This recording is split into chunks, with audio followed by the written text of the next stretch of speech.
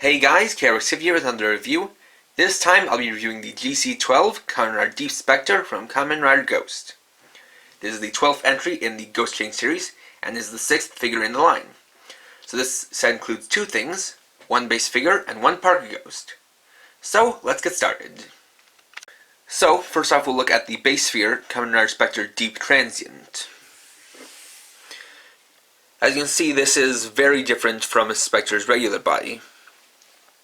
Instead of being mostly black, instead has a primarily silver body with elements of purple, metallic red, and blue. This is a quite different design. Like with the Tokon transient body, you can see that Specter's symbol is now raised and on top of the armor parts, rather than being underneath a clear shell. You can see various zigzagging lines running through his body. And you also notice that the forearms and lower legs are a different color than the rest of the body, and also have some jagged edges to them that resemble flames. You also have the helmet, which is purple to assumedly match the gauntlets and shin guards. Articulation wise is standard for the Ghost Chain series. Ball joint head, full arm rotation, arm swivel, bicep rotation, single joint elbows, wrist rotation, two finger joints, waist rotation, legs go forward and back, in and out, have a single joint knee, thigh swivel, and ball joint ankles. You'll also notice that for the belt, it does look a little bit different because in this case they used silver for the base mold, and so they put a clear piece of plastic on top of that. So it has a little bit of a different look from the past Ghost drivers on the figures, just because of the plastic color they used when molding it.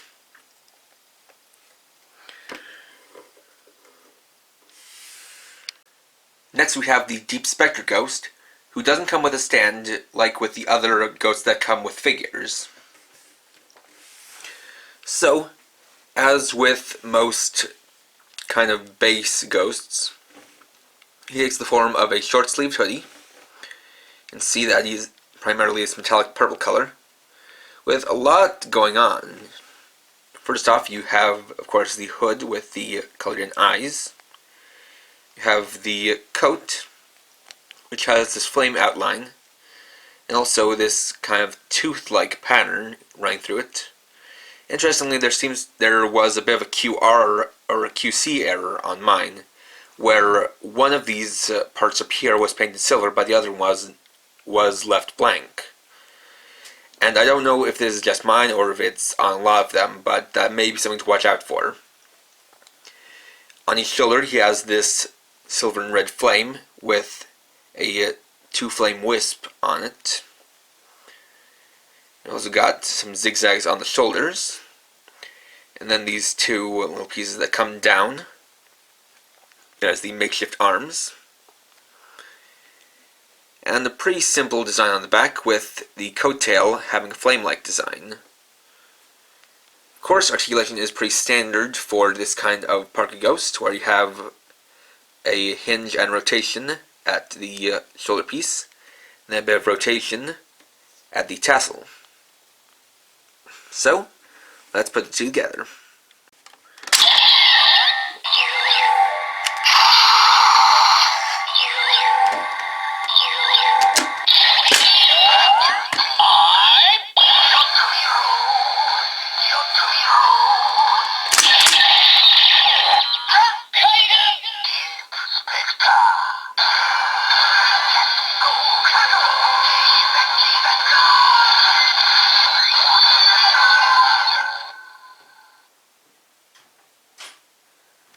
So as always, the transformation is very simple. For the party ghost, you rotate up the extended pieces onto the shoulders, and rotate up the face, and move out the shoulders a little bit so that they're easier to go on or don't get in the way. Then you drape it over the figure, making sure that the hood goes over the helmet and completely covers the face.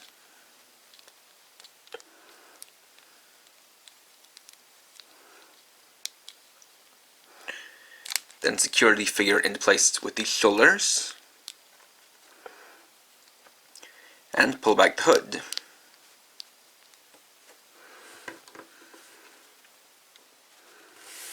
And there you have Kamen Rider Deep Specter. So as you can see, this part of the ghost was very much designed for this figure. As you can see, a lot of elements match up, like the different colors matching up very well, as well as having some shared design aesthetics, like the flame horns matching up with the shoulder pieces and, of course, matching the chest symbol, as well as the designs of the shoulders matching up with the gauntlets and shin guards. You can see a lot of similar colors and kind of design aesthetics here, most notably the kind of flame motif and zigzags. And see that for the face, it actually uses a clear color, or is rather just clear with the design over it, so that the face has a silver color. And of course, like with a lot of the more recent, or so to say, like with all of the base figures since Tokon Boost, the hood does fold back, and you can raise it up if you'd like. Now, of course, the hood does hinder the articulation, meaning the head can only go up and down, no rotation. But, thanks to the joints in the shoulders, the articulations in the arm isn't too hindered at all. And overall, when the two are combined, Kamen Rider Deep Specter has a very interesting and quite cool look. And of course, since this is part of the Ghost King series, you can do ghost changes using your past party ghost. So, in this case, I'll give you two examples. Removing the Deep Specter ghost. First, we'll use Kamen. Of course, drape it over.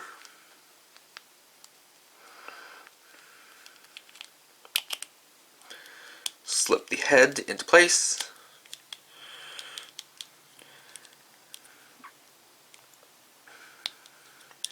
And secure the shoulders.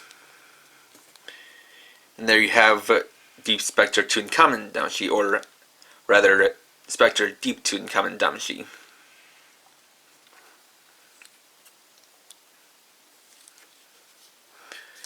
And for the second example, use Nobunaga.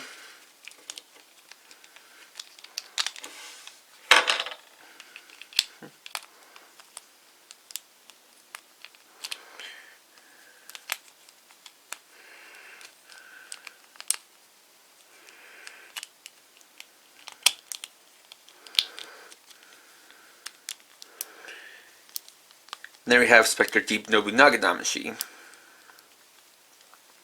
Now, personally, I'm not really fond of how the other ghosts look on this body. I feel like it doesn't really work all that well. Now, there's a lot of kind of contrast, and the silver doesn't really complement the colors of these other ghosts. So, personally, I would just leave the Deep Specter ghost that came with on this figure. And there we go. So overall, while Deep Specter is a cool figure on its own, I feel like as part of the Ghost King series, he's probably the weakest in the line. Now, don't get me wrong, as a figure on its own, it is a cool design, and I do like the look of the Deep Specter ghost on the figure. But I feel like when you use other ghosts on him, he doesn't look quite as good. And I feel like that's because they designed the ghost too much to be designed for the body, or the body to be designed too much for that ghost. As you can see, just so much of the body is meant to have shared design elements with the Deep Specter ghost. Not only that, but he doesn't come with any weapons. He doesn't come with the Deep Slasher in either sword or blaster mode, which I think is weird considering that every other figure that is needed to come with a weapon has had one, and I wonder if it's because maybe the Deep Slasher was actually something that was not originally planned, and they never were able to make a mold for it. Regardless, this isn't really a figure that I would put up too high on my recommendations list, and I'd say that unless you really want to have all of the figures in the line, I might just wait and get the SH Figuarts version if you really want a figure of Deep Specter. Of course, that is taking into account that as of this moment, there is no SH Figuarts Kamen Rider Deep Specter, nor has there been announced one, but considering that they have recently announced SHF Grateful Damacy, I don't think that Deep Specter is too far behind. So whether or not you get him is in the end up to you, but if there are any figures to pass on this line, then this would be the one. So next time I'll be reviewing the Deluxe Duo Wild. Thanks for watching. If you enjoyed this video, please like, comment, and subscribe, and you can check me out on Facebook at facebook.com/KRX50. And for now, this is KRX50, writing off.